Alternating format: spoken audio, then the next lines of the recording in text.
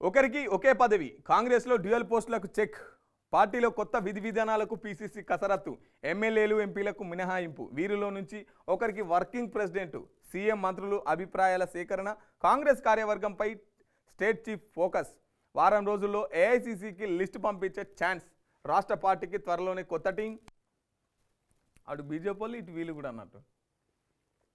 కాంగ్రెస్లో డ్యూయల్ పోస్టులకు చెక్ పెట్టేందుకు రాష్ట్ర ప్రభుత్వం కసరత్తు చేస్తున్నది ఒక నేతకు 2 పదవులు ఉండకూడదని పీసీసీ ఈ మేరకు నిర్ణయించింది ఈ ప్రపోజల్ ఏఐసీసీ సైతం ఓకే చెప్పినట్టు పీసీసీ వర్గాలు తెలిపాయి ఎంపీలు ఎమ్మెల్యేలు మాత్రం ఈ నిబంధనల నుంచి మినహాయించనున్నారు ప్రభుత్వంలో ప్రజాప్రతినిధులుగా ఉన్నోళ్లకు ఈ రూల్స్ వర్తించదు వెసులుబాటు కల్పించాలని పార్టీ భావిస్తున్నది ఇదే అంశాన్ని సీఎం రేవంత్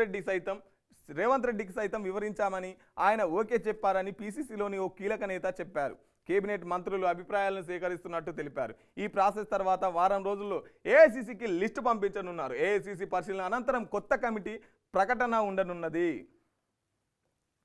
మళ్ళీ కసరత్తు కాంగ్రెస్ పార్టీలో కొత్త కమిటీ ఏర్పాటుపై కసరత్తు మళ్ళీ మొదలైంది వైస్ ప్రెసిడెంట్లు వర్కింగ్ ప్రెసిడెంట్లు సెక్రటరియేట్లు జనరల్ సెక్రటరియేట్లు ఇలా పార్టీ గురించి మాట్లాడుతున్నారు కానీ రాష్ట్రంలో ఇప్పటి వరకు హోంశాఖ మంత్రి లేరు విద్యాశాఖ మంత్రి లేరు ఈ పత్తా లేదు జాడలేదు పోడు సాగుకు సోలార్ పవర్